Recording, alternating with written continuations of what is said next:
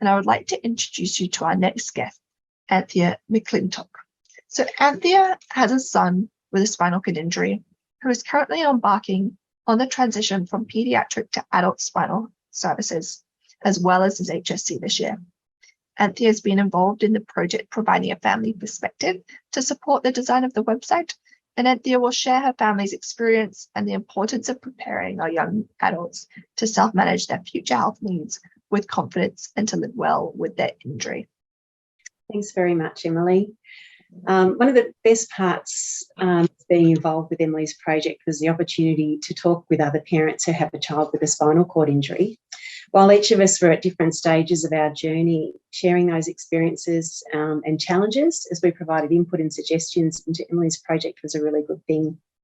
For us, the website is about helping our family members live their best life. Harrison's now almost 18, and we've started our transition process, and the website is proving useful for us in three things. Firstly, as a roadmap to help us know what we have ahead. Secondly, as a checklist to ensure we have not missed or overlooked anything. And thirdly, as a source of information for Harrison so that he can take control of his healthcare with greater confidence. The last thing is the most important of all. The first two are just to give me greater peace of mind. The checklists and reference info are great, particularly when you're weary and are juggling many balls. Most teenagers just want to enjoy living life as usual as possible and not having to think all the time about the things they need to do, manage and keep track of to stay healthy with a spinal cord injury. The website has tips on questions to ask and the templates have key information often needed by health professionals. These templates mean that Harrison has the information he needs on hand when he needs it. The schedule of health appointments is a useful reminder for us both. We can take that to our doctor's appointments, check we have not missed anything, and that we have referrals in place that are needed. Kids have a long time to live with this injury. Life gets busy, and it can be easy to overlook the things that we need to monitor for good health in the long term.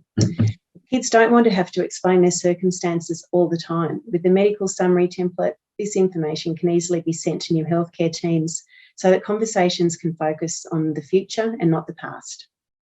The links to other info and resources by stage of life also helps with a lot of questions that kids may have going around in their minds, but are reluctant to ask their parents about or are not sure where to go to for advice. Excuse me. For health professionals, introducing this site to families as they discharge from hospital would be a really useful thing. Reminders from the paediatric outreach teams about the website at key stages as they work with families would also be helpful. GPs that work with our kids in the community would also be beneficial to have this resource as they help keep families on track. You can never guarantee that your son or daughter will remember all the things that they need to. This website increases our chances that as they are living their life as a young adult with a spinal cord injury, they'll remember at least some of what they need to stay well and who the health professionals are that can play an ongoing role in helping them live their best life. And I'd just like to say a very big thanks to Emily for this project on behalf of all the families that she's worked with and all the families that she'll have with in the future. Thanks, Emily.